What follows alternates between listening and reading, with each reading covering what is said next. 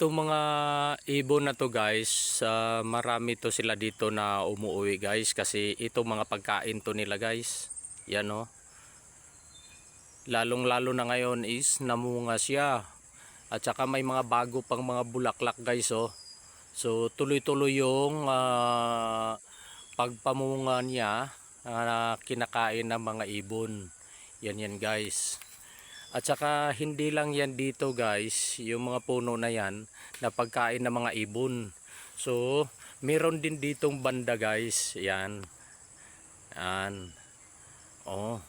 Yan guys, kapag nahinog na yan yung mga bunga niya, is pula yan. So attractive ka palagi siya sa mga ibon. Yan guys. So kaya marami yan sila dito.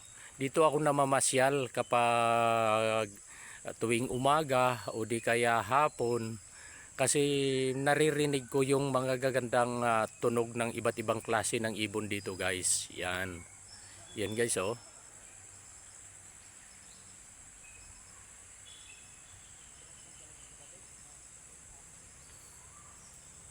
So dyan siya tumutunog guys oh.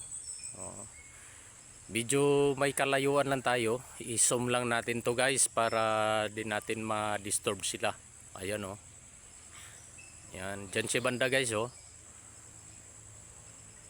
Marami yan sila dyan guys. So thank you for watching guys.